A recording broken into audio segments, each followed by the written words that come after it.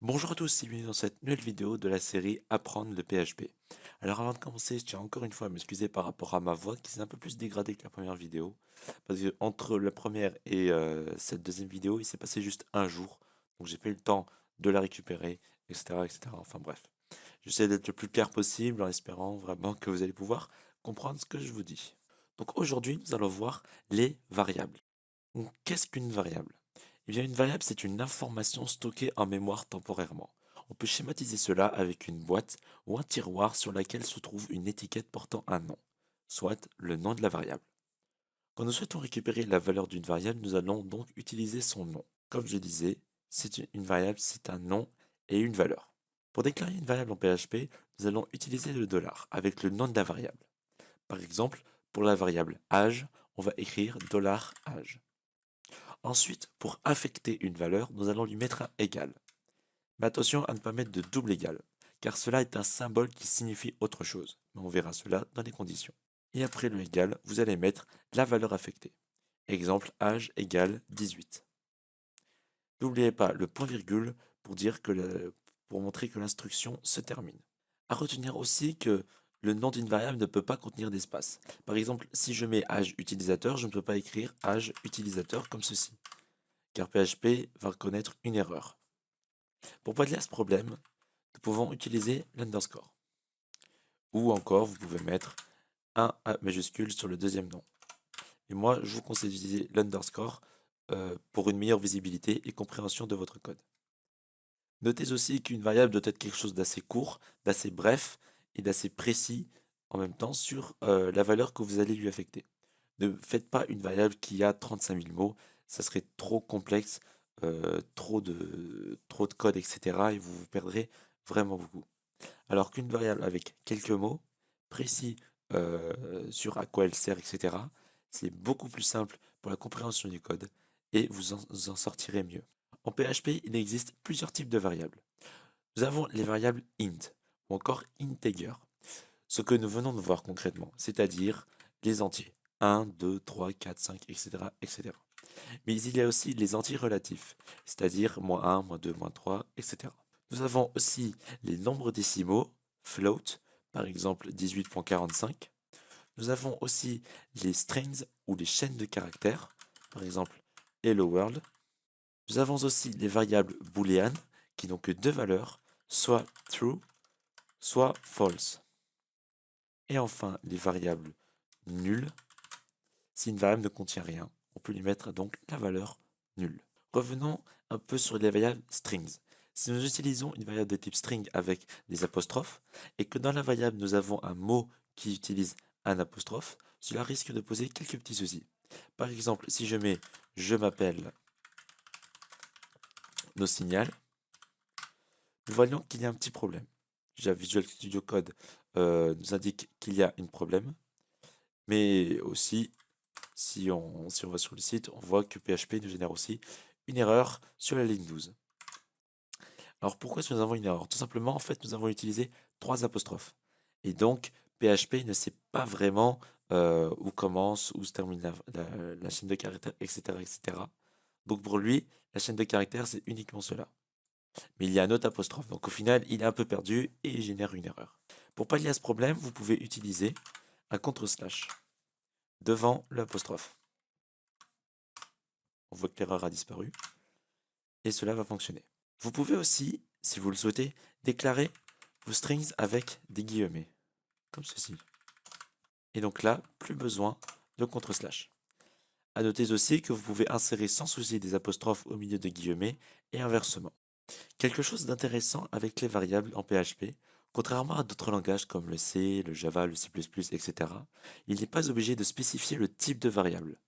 Exemple, en C, pour déclarer une variable de type integer, nous allons utiliser le mot int variable égale valeur.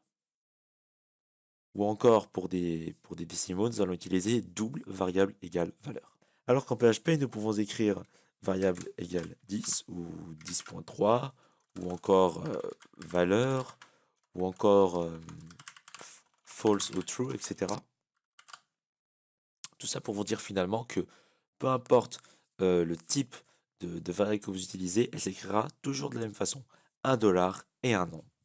Pas besoin de préciser si c'est un int, si c'est un double, un float, un string, etc.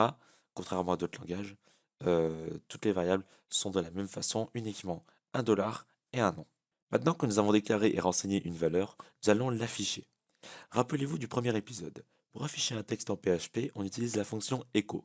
Pour afficher une variable, on utilise aussi echo, mais sans les apostrophes. Par exemple, on déclare une variable, âge utilisateur égale 18. Pour l'afficher, on va utiliser donc echo âge utilisateur. Nous voyons bien que notre valeur de la variable a été affichée. Maintenant, imaginons que nous aimerions afficher la phrase l'utilisateur a 18 ans. On peut utiliser, vous me diriez, echo l'utilisateur a ans, comme ceci. Et vous avez raison, cela va extrêmement bien fonctionner. Mais on utilise 3 échos. On peut simplifier cela avec un seul écho. Alors comment faire? Et c'est là où je vais vous expliquer ce que c'est la concaténation ou encore assemblage. Grossièrement, la concaténation permet d'assembler du texte et des variables. Pour concaténer avec des apostrophes, on peut écrire echo l'utilisateur a âge utilisateur en. Et cela va fonctionner. Par contre, si on utilise des apostrophes, comme ceci, je n'oublie pas le contre-slash, et ben on va avoir un problème. C'est-à-dire que là, la variable est passée comme si c'était un texte, et non pas une variable. Donc pour résoudre ce problème, en PHP, eh bien on va utiliser des points. C'est-à-dire l'utilisateur a, espace point, espace, âge utilisateur, espace point, comme ceci. Ça sert à concaténer les choses. Et on voit que cela fonctionne. Alors évidemment, la concaténation, vous en utiliserez beaucoup de fois. Ce n'est pas uniquement entre texte et variable, on peut très bien concaténer des variables entre elles, etc. Mais par exemple, dans d'autres langages de programmation, il y a le plus, par exemple, variable plus machin, etc., etc., pour concaténer. Eh bien, en PHP, ce sont des points. Encore un petit exemple sur la concaténation pour que je sois sûr que vous ayez bien compris. J'ai un prénom et un nom, soit noSignal, et je vais essayer de le concaténer. Pour cela, je vais tout simplement mettre un echo prénom point nom. Et on voit bien que notre deux variables se sont bien concaténées. Maintenant que vous êtes un expert des variables PHP, nous allons effectuer des calculs simples. Car pour ceux qui ne le savent pas, votre ordinateur est une grosse calculatrice. Nous allons donc voir uniquement les opérations de base, addition, soustraction, etc. Donc cela a pour but de vous montrer que dans des variables, on peut effectuer des opérations très très simples. Donc quelques petits exemples. Le premier, tout simplement une addition. 4 plus 4. Qui va me donner naturellement là, 8. Le deuxième, par exemple, 4 moins 1, qui va nous donner 3. Ou encore 5 fois 5, qui va nous donner 25. Mais aussi 25 divisé par 5, qui va encore nous donner 5. Etc., etc. Vous pouvez aussi ajouter des parenthèses si vous le souhaitez. Par exemple, 2 plus 2, le tout multiplié par 4, qui va vous donner 16. On peut aussi jongler avec les variables. Par exemple, on a notre première variable qui vaut 5. Notre deuxième variable vaut 5 également.